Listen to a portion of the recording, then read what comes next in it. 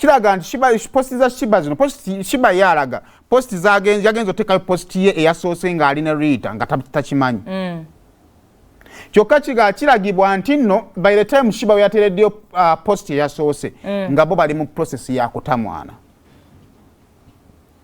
kubanga Sheebah yasoose n'aleeta posti emu eyaka video nga alina omuwala oyo naddamu n'aleeta ey'okubiri nti olwo ng'akitegedde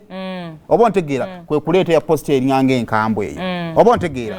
kyokka bano ate ttiimu ya Spice eraga nti byonna bigenda okubeerawo bo bali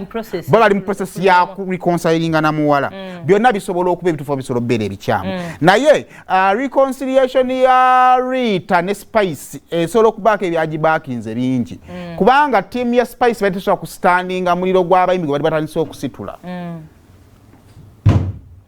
omanyi eno industry gye tulimu nga amawulire kati ennaku zino abayimbi batambulira ku mawulire kati singa obaako ekiggwa mu nnyumba y'abayimbi ne basirika oba ntegeera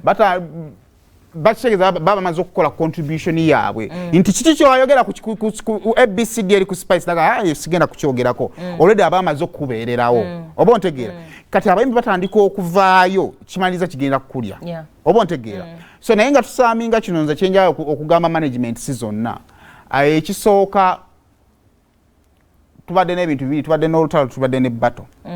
bato team ya Spice yagiwangudde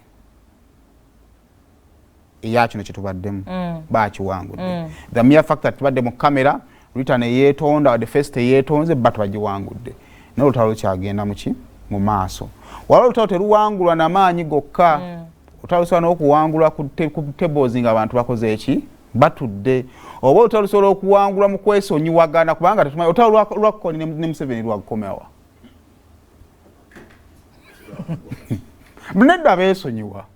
Kony nakkiriza nti ono si wakugibwako noonakkiriza kati Kony takyaliyo oba kitegeera so empangula y'olutalo nnyingi nnyo sometimes time we healing so kakati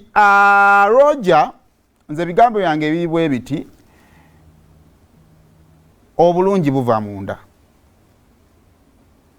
ne bw'osiiga feesi n'ebizigo naye nga oddugala era osigala okola ki process y'okweklinzinga onaabira ddala so wewabanga waliwo ebitatambula bulungi bye muba mutereeza feno public bye mutuwa musobola okubituwa ne musobola obituwa akaseera akatono ekyokubiri buli bwe mubibaako bye mubikkirira muba mubiri mu bipostponinga muba mubyongerayo buki bwongezi muba temubimazeewo mu bulamu osobola okutula ne gw'okutakkiriziganya n'omugamba nti no kyali bwe kiti kiwedde ne movinga on okusinga okuleeta ekyo mu mawulire fe abamawulire yesi mujja bituwa abantu public mujja giwa naye tekijjaawo nsibuko yaakyo so mulowooze ku kumalirawo ddala kubanga problem y'abamawulire ekivula nze nabagamba nti abamawulire balimba tebanneegattako lwansonga nti abamawulire mugenda kushoza abayimbi bannammwe nga muzze mubateeka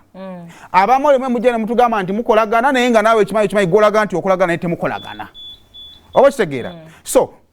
muddeeyo mmwe wennyini mwekyekinge mmwe mwennyini emitima gyammwe gwe mulinako obuzibu n'abalinako obuzibu mumumanyi omanye nti nno bafana mu bulamu tetuliteesa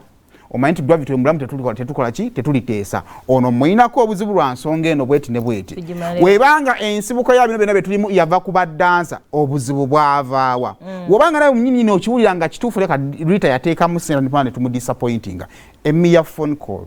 Ritah ABCD happened mbadde nsaba tukireke tukyakola business ekyakola ki ekyajja Ritah bwasigala nga akyali ku path y'okulemerako kitegeeza nti naye alina kyagoba naye gw'obanga ekyo kyo wakimalanga kuva ku ntobo ya mutima wakimugamba ng'ojja bbo okoze ki tuleke okudda mu business y'okuwangulira mu mawulire kubanga terina wegenda batuusa mwenna byebyo olutambula mu ba celebrities.